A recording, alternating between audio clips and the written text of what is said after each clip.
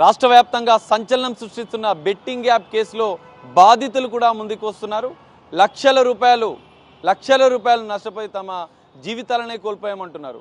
ప్రస్తుతం మనతో పాటు నెల్లూరుకు సంబంధించిన శ్రీరామ్ బాబు అనే బాధితులు ఉన్నారు. ప్రస్తుతం పంజాగుట్ట పోలీస్ స్టేషన్కి వచ్చాడు. ఇప్పటికే బెట్టింగ్ యాప్స్ పైన కేసులు నమోదవుతున్న నేపథ్యంలో తాను కొన్ని వివరాలు అందించడానికి కూడా సిద్ధంగా ఉన్నట్లు తెలుస్తుంది. మనం ఒకసారి బాధితుడితో మాట్లాడే ప్రయత్నం చేద్దాం. శ్రీరామ్ బాబు గారు, మీరు ఎక్కడి నుంచి వచ్చారు? మీరు ఎన్ని సంవత్సరాల నుంచి బెట్టింగ్ యాప్స్ ద్వారా బెట్టింగ్స్ నడిపిస్తున్నారు? నేను నెల్లూరు జిల్లా నుంచి వచ్చాను సార్. నా పేరు శ్రీరామ్ బాబు, అందరు రాంబాబు అంటారు. 2 ఇయర్స్గా బెట్టింగ్ ఆడుతున్నాను సార్. నేను బెట్టింగ్ 2 ఇయర్స్. ఎంత నష్టపోయారు? 80 లక్షల వరకు నష్టపోయాను సార్.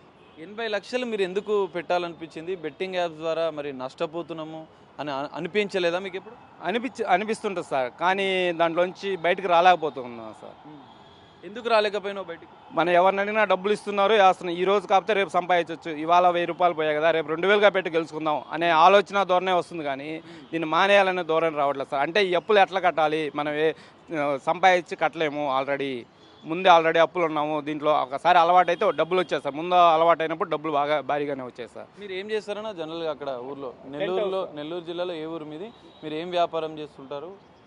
నెల్లూరు జిల్లాలో ఏఎస్పేట మండలం కావలాడు వల్ల విలేజ్ సార్. 2019లో టెంట్ హౌస్ పెట్టాను సార్. 2 ఇయర్స్ కరోనాలో బాగా నష్టపోయాను సార్. టెంట్ హౌస్లో కరెంటు సామాన్ కానీ అన్ని నడవకు కానీ నాకు కరోనా వచ్చి కానీ కొంచెం బాగా లాస్ అయ్యాను సార్. తర్వాత లేబర్గా కూలి పనులు ముఠా కట్టి కూలీలు తీసుకెళ్తా చేస్తూ ఉంటాను సార్.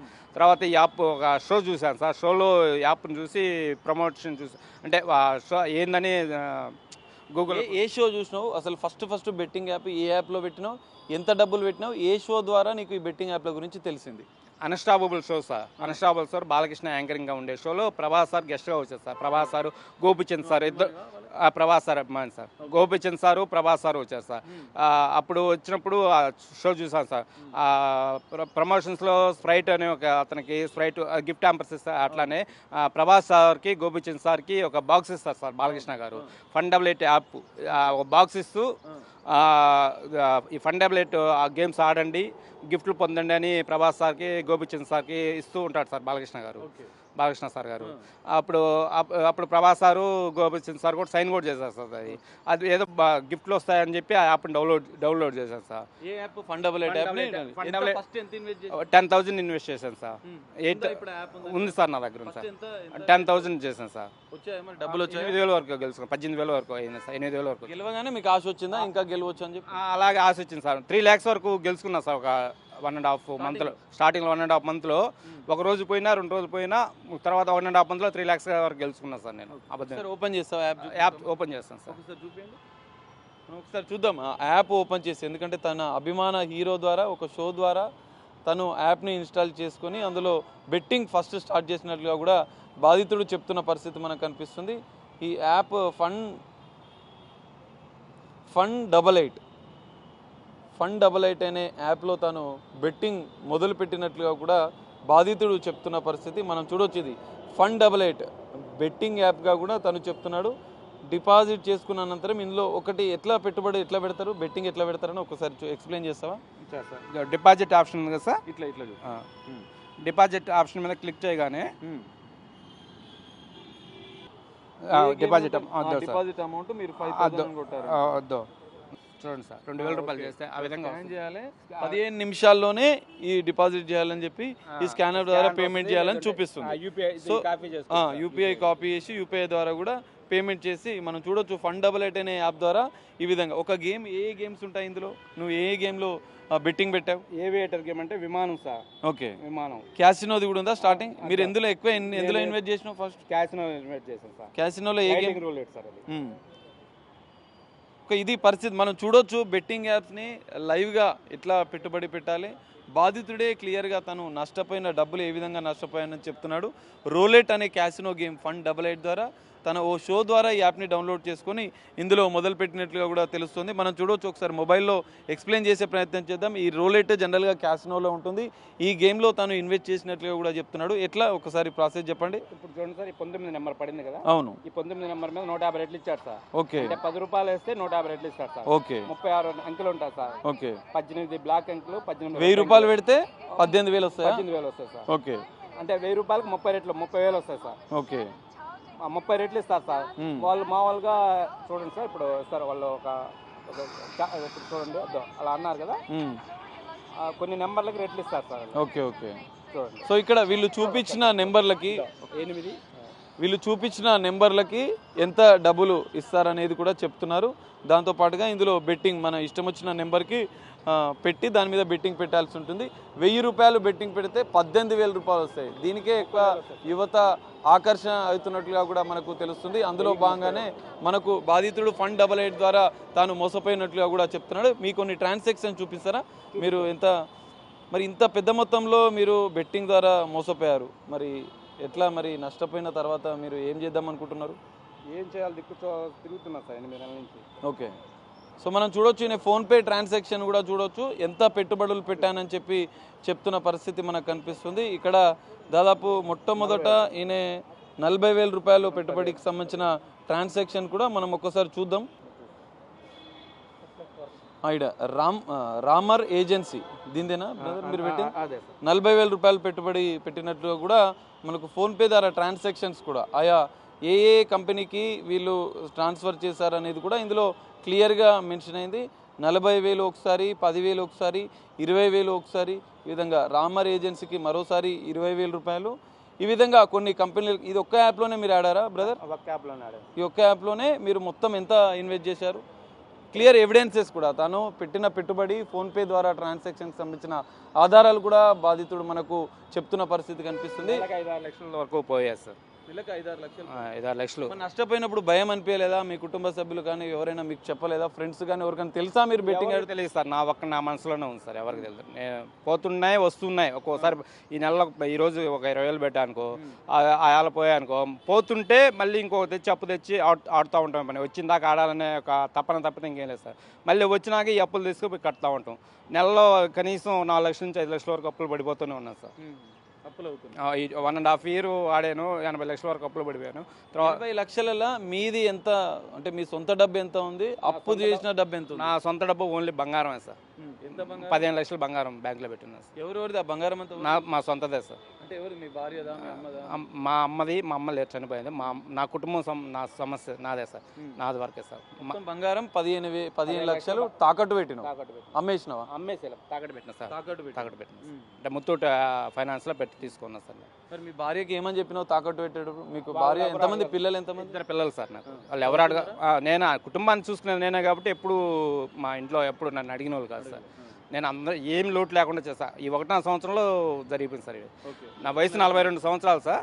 ఈ నా 40 ఏళ్ళుగా ఎప్పుడు ఎక్కడ ఎవరిని చేసేసి అడిగింది సార్. ఏదైనా కావాలంటే తెచ్చుకుంటామన్నా, ఏదైనా అవసరం తెచ్చుకున్నాను అనుకో, మళ్ళీ వాళ్ళు అడిగిన 15 లక్షలు నీ సొంత డబ్బు, 65 లక్షలు అప్పు ద్వారా తెచ్చిన మీ ఊర్లో వాళ్ళ దగ్గర తెచ్చి పెట్టుబడి మొత్తం నష్టపోయినావా? ఇప్పుడు మొత్తం నష్టపోయాను సార్. దివాలా తీసేసి. నెక్స్ట్ ఏంటి మరి, ఏం చేద్దాం అనుకుంటున్నాం? ఏం చేయాలో దిక్కు చూడకుండా రోజు ఒక ఊరు తిరుగుతూ ఉన్నాం సార్. ఏం చేయాలి, పనికి పోతే సంపాదించి కట్టలేము, కానీ ఏదో ఒక విధంగా అప్పుల వాళ్ళకి మనకు నమ్మి మనం ఇచ్చిన వాళ్ళకి ఏ విధంగా కట్టాలనే ఆలోచనతో చూస్తూ ఉన్నా సార్. అది ఎట్లా ఫ్రెండ్స్ కూడా తెలియదా మీరు ఇట్లా బెట్టింగ్ యాప్? కొంతమంది పిల్లలకు తెలుసు సార్, తెలుసు. ఈ విధంగా పోగొట్టుకున్న తర్వాత ఏందా, మా పిల్లలు అడిగారు, మా అన్న కొడుకు వాళ్ళు అడిగారు, ఇట్లా పోయారా ఏం చేయాలరా అంటే, సరే ఏం చేద్దాం, ఆల్రెడీ వన్ టైం సూసైడ్ కూడా చేసుకోపోయాను సార్. మా పిల్లలు ఆపారు సార్, మా అన్న కొడుకు ఆపాడు. బాబాయ్ ఏం కాదులే అని చెప్పి ఆపాడు. ఏం కాదు, ఎట్టగట్ట ముందు బతుకుంటే ఏదో ఒక రోజు తెచ్చుకోవచ్చు, మనం ఏం చేసుకోవద్దని చెప్పాడు సార్. మరి దీనిపైన మీరు పోలీసులకు ఏమైనా కంప్లైంట్ చేశారా ఇప్పటివరకు? మీ నెల్లూరులో కావచ్చు, ఇతర ఎక్కడైనా కంప్లైంట్ చేస్తారా? ఎక్కడా కంప్లైంట్ చేయలేదు సార్. ఇప్పుడు కంప్లైంట్ చేద్దాం. సజ్జనార్ సార్ గారు వీటి గురించి బాగా సీరియస్గా తీసుకోండి బట్టి ఛానల్స్, టీవీ ఛానల్స్ ద్వారా వీళ్ళ గురించి ఎంక్వైరీ చేస్తున్నారు కాబట్టి బెట్టింగ్ ప్రమోట్ చేసిన వాళ్ళని తీసుకొచ్చి అరెస్ట్ చేయడం కానీ జరుగుతున్నాయి. బెట్టింగ్ చేసిన వాళ్ళు ఎవరు ముందుకు రాలేదు కదా అని నేను ఈ మధ్య వార్తలు వచ్చి, బెట్టింగ్ చేసిన వాళ్ళు ట్రాన్సాక్షన్స్ చూపించారా లేదు అనే రకరకాల ఆరోపణల గురించి తెలుసుకొని, సరే మనం ఇంత నష్టపోయాము.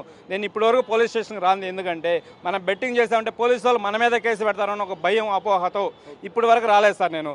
కానీ ఇప్పుడు ఎందుకు వచ్చా అంటే, సజ్జనా సార్ మంచి వ్యక్తిగా ఉన్నాడు, అతను ఈ బెట్టింగ్ మీద ప్రజలు ఇబ్బంది పడకూడదని అతను పోరాటం చేస్తున్నాడు కాబట్టి, అతనికి మనం ఆ సార్కి మనం మన బాధలు చెప్పుకుంటే ఏదన్నా సలహా ఇస్తాడని, మనం ఏదన్నా ఒక న్యాయం చేస్తాడని ఆ సార్ చెప్పుకుందామని వచ్చారు సార్ పంజాగుట్ట పిఎస్కి. మీరు ఇప్పటికే నష్టపోయారు, ఒక బాధితుడు బెట్టింగ్ యాప్ ద్వారా.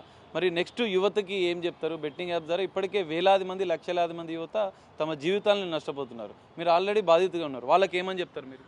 ఎవరు ఆడొద్దనే చెప్తాం కానీ సార్, మనం ఆడొద్దని చెప్పిన ఈ యూట్యూబ్లో మనం ప్రతి ఒక్కరు ఇప్పుడు మొబైల్ చూస్తున్నారు సార్, ఇన్స్టాగ్రామ్ చూస్తున్నారు, యూట్యూబ్ చూస్తున్నారు.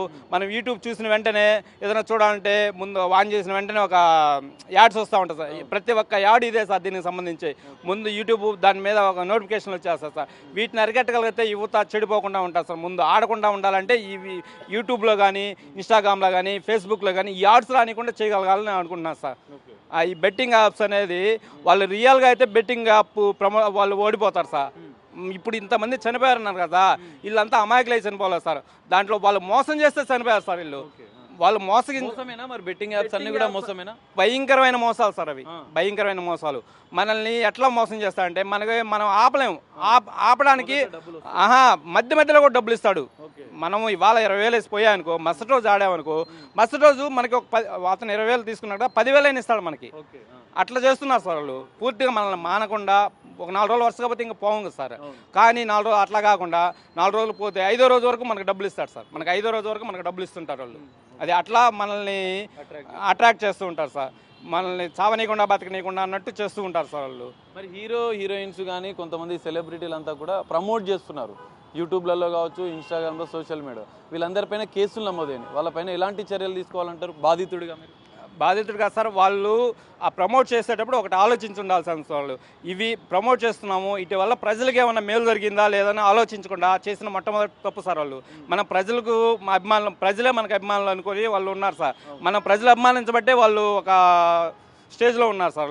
వాళ్ళు ప్రమోట్ చేస్తూ మన మీద రుద్దేటప్పుడు వాళ్ళు ఆలోచించుకోవాల్సింది సార్. ఇది ప్రమోట్ చేస్తున్నాం, ప్రజల్లోకి వెళ్తుంది, ప్రజల్లోకి వెళ్ళినప్పుడు అది అది అది ఎంతవరకు కరెక్టు, అది మంచిదా కాదా అని తెలియకుండా, తెలిసినా కానీ చేస్తుంటారు సార్ వీళ్ళు. సినీ సెలబ్రిటీలు తెలిసి కూడా చేస్తుంటారు సార్. తెలియకుండా డబ్బులు ఆస్తూ ఒక యాడ్కి 1,00,000, 2 లక్షలు అంటున్నారు సార్. ఇప్పుడు ఎవరన్నా ఒక సెలబ్రిటీ ఒక స్టార్ట్ చేస్తే ఇన్ని లక్షలు ఇస్తారు సార్, కోట్లు కూడా ఇస్తుంటారు సార్.